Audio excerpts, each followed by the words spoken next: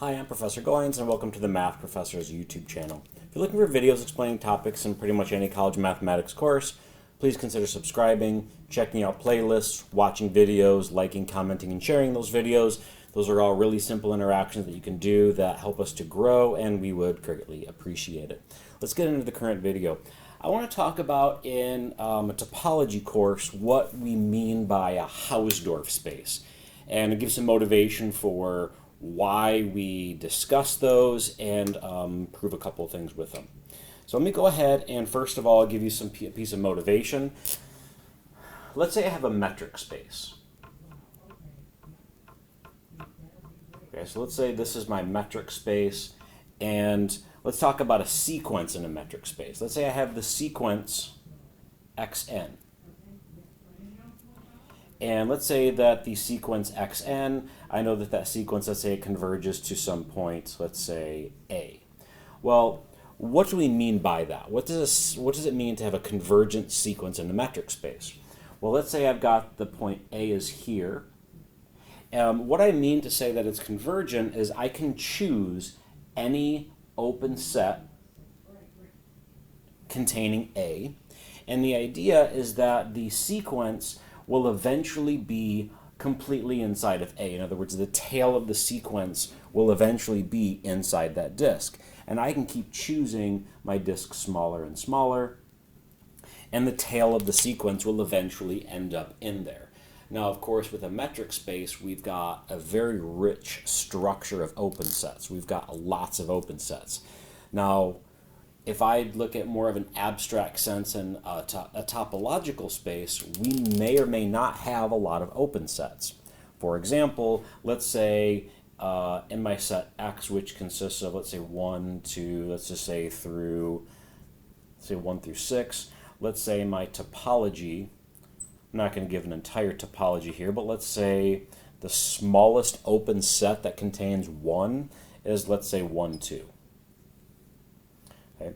And in fact, you know what? That's a topology right there. Let's go ahead and just cap it. Well, if I use the same definition that eventually, let's say a sequence converges to 1, if eventually this sequence is eventually in every open set that contains 1, well, that definition does not distinguish between having a limit of 1 or 2. Therefore, that sequence could converge to both 1 and 2. But the idea that we want to kind of capture is, in a Euclidean space, or more generally in a metric space, we can have a sequence that has unique limits. And the idea is we'd like to be able to do that in a topological setting. And so what we do is we introduce what's called a Hausdorff space, which is going to provide enough open sets that will allow us to kind of gain or retain that interpretation, or that intuition of having sequences having unique limits. So let me go ahead and give a definition for a Hausdorff space.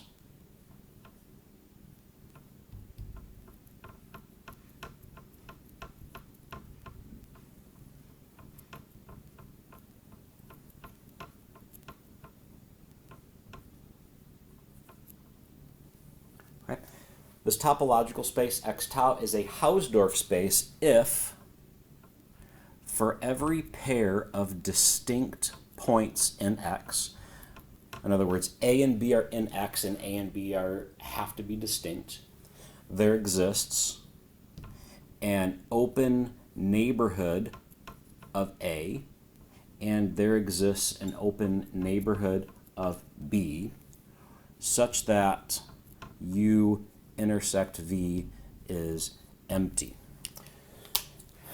Now, what this means is that distinct points can be separated by open sets. And you can see down here, this very simple structure is not a Hausdorff space because the points 1 and 2, which are distinct, cannot be separated by open sets. I mean, 1 is an element of 1, 2, and 2 is an element of X, but of course those are those have a non-empty intersection. So this one down here specifically is not Hausdorff. Let's look at a couple more examples of something that is Hausdorff and something that's not. Well, for example, let's take the real line with the cofinite topology. Okay, so I've got the, actually let me change that. That wasn't the one that I was going to talk about. I want to talk about the finite complement topology.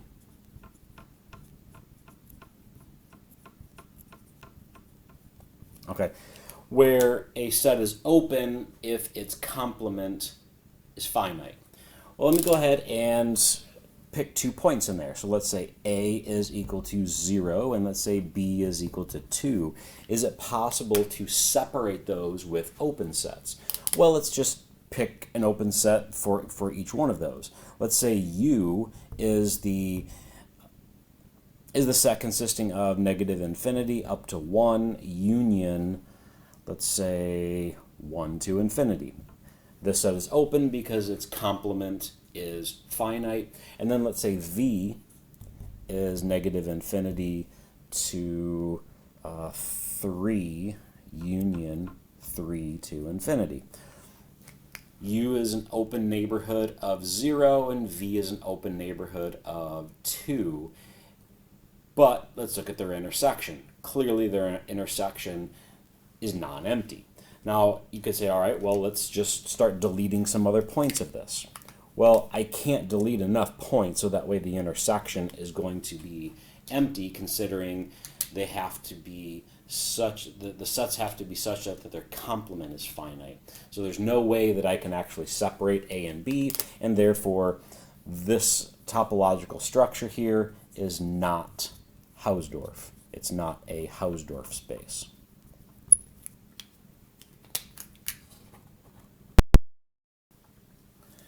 For the next example, let's take the real line with the usual topology. All right, as I mentioned, a metric space is going to be Hausdorff, and of course the real line with the usual topology is one of the simplest metric structures.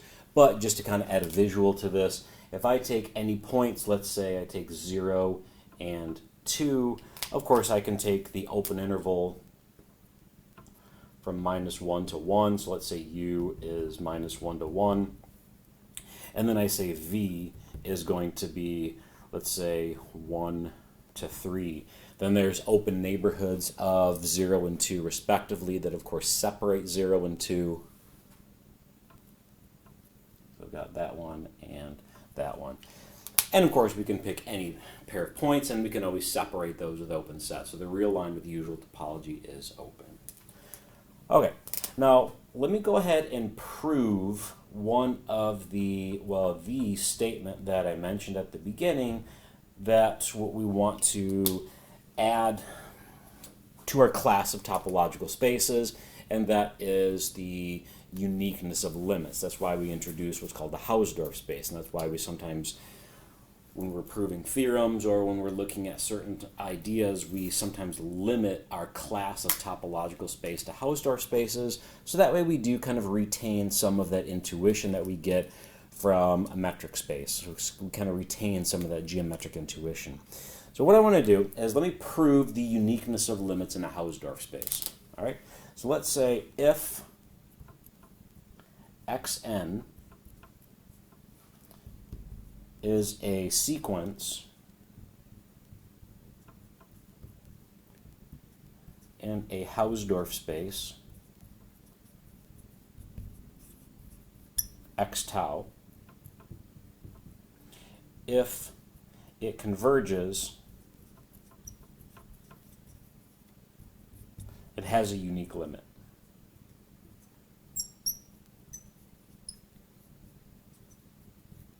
Okay. Convergent sequences in Hausdorff spaces have unique limits. And of course, that's one thing that we proved back in a beginning calculus course, is in that context, limits are unique. And you saw that from that very first example that I did with that very, very simple algebra or a topological structure that a limit might not be unique. Okay? Let's go ahead and let's prove this. So proof. Suppose x to the or xn converges to both a and b where a does not equal b. Right. Again, I'm assuming that this is a sequence in a Hausdorff space, and this converges to both a and b. Well, what can we say? Since a is not b, so since a and b are distinct, there exists an open neighborhood of a, and there exists an open neighborhood of b such that u intersect v is empty. Right? That's the whole idea of a Hausdorff space, is I can separate points by open sets. Now, since xn converges to a, then I know that there is a positive integer such that xk is an element of the open set U for every k greater than or equal to n, right? So that means that eventually the terms of the sequence are in the open set U. Okay, because it's true for every open set that the terms of the sequence are eventually in there, and in particular, they're always eventually going to be in this open set U. But then,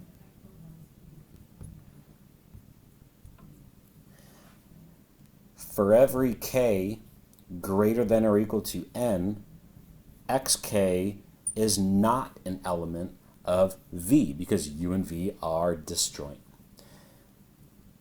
So xn does not converge to b, which of course is a contradiction, and therefore the limit is unique.